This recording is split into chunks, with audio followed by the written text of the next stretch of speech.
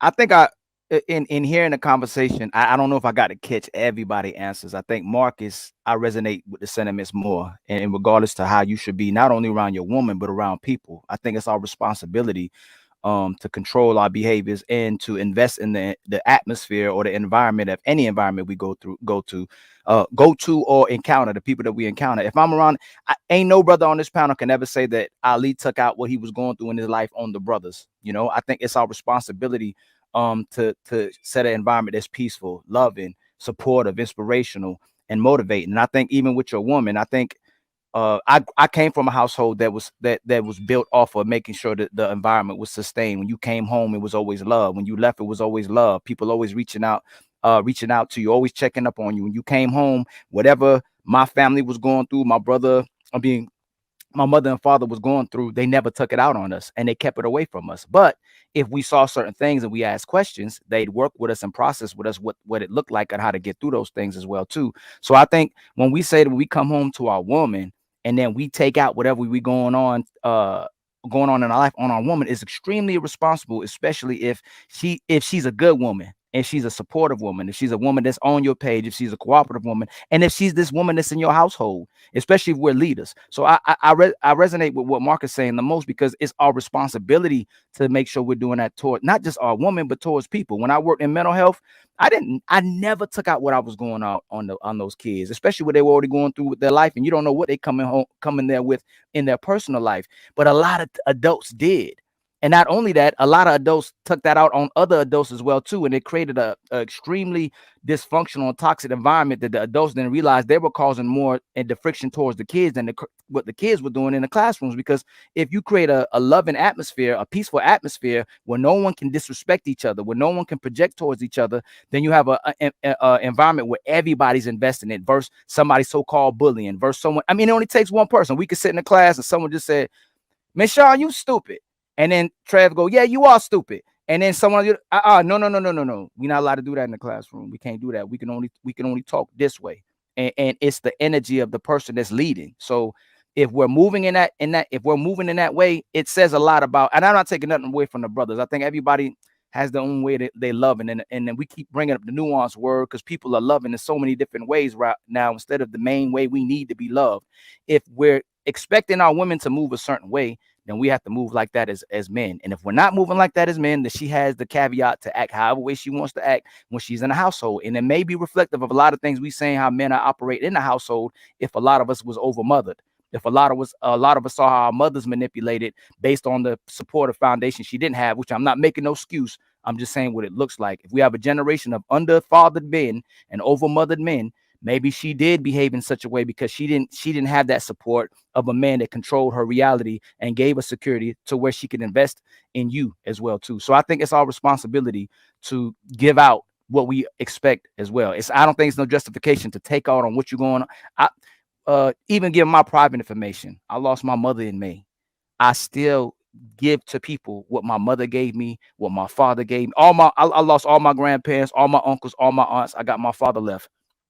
I still give that love and project what everyone gave me, and we're very responsible what they gave me. So I think it's more so in the way that society's been impacted, how people project to each other. I think we have to be way more responsible of how we behave with each other. So I listen to what a lot of brothers said, and I think it makes sense as well too, on how you can come to the conclusions you come to. But again, when Marcus is saying you taking the responsibility to make sure you show, and Marcus is like that behind the scenes and private, in real life, and any kind of life outside the fact I never met him in person, he never projects anything he's going through. I couldn't even tell you even what he's going through, because he always takes the time to make sure he's being responsible with how he's treating you and how he's conducting himself around you. So it just speaks a lot to who he is as well too.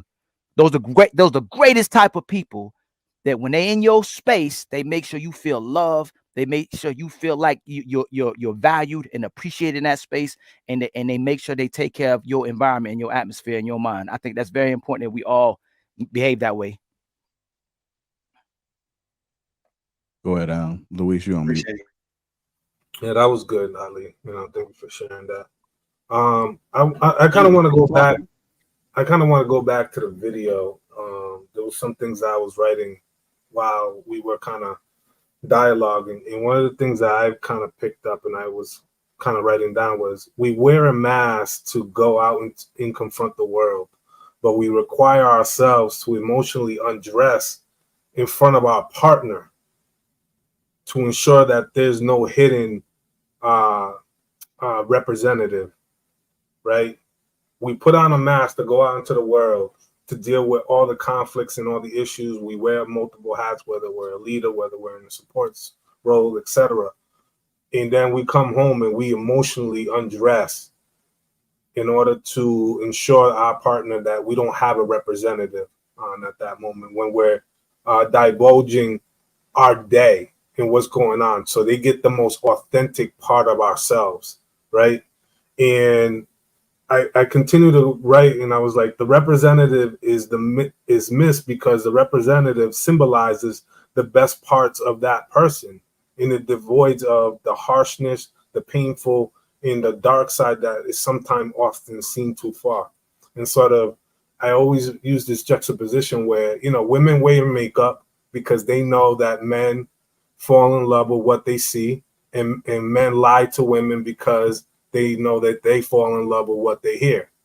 And sort of, we put on these different masks or representative, whether it's in social space, private space, or however, to navigate with one another, because we're always trying to put the best light, right? Because for a glimpse in a moment, if we were ever to fall short and they see us less than or shred less, would they accept us or love us just as much as they love the representative that we've been putting on this entire charade, right? And sort of, you know, to kind of Ali's point, and I think a lot of the point that you guys all laid out was, we just don't have a sort of a cohesive way of kind of communicating with each other without the lying or this, or I don't want to say deceitful, but I think the genuineness is sometimes missing.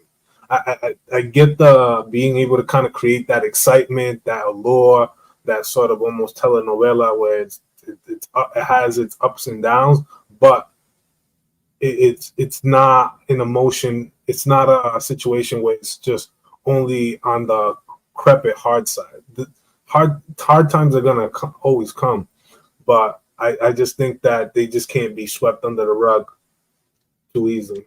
So, Has everybody spoke on this yet? I don't want to interrupt the floor of whoever spoke. I just want to respond to what the brother said. If everybody hasn't went on it yet, I don't want to interrupt the flow of it. That's a good question. No, go for it.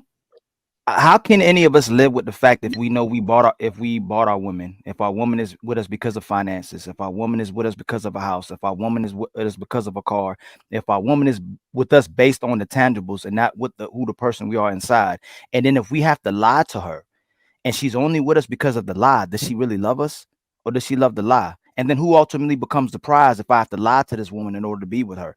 I'm setting her up higher than myself, so I already compromised myself as a man.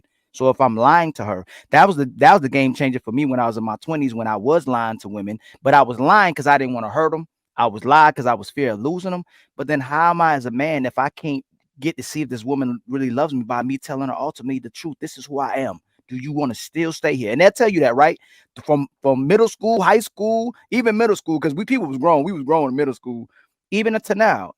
Tell me the truth and let me choose. And even if she don't choose you, it says a lot about who that person is if you're telling the ultimate truth. I think we've allowed the women get away with so much with us lying with them and compromising our manhood instead of putting the responsibility in their hands with us telling the truth and going, hey, do you love this?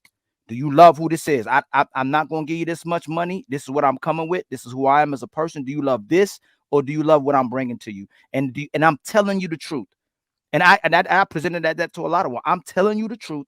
So are you going to leave me and go to somebody that you really don't like if they give you the fantasy of a lie and you know they're lying to you and they've compromised themselves to be with you? So who are we as men if we get to a society where we have to continuously lie and buy our women? They're ultimately the leaders. We're compromising ourselves to be with them.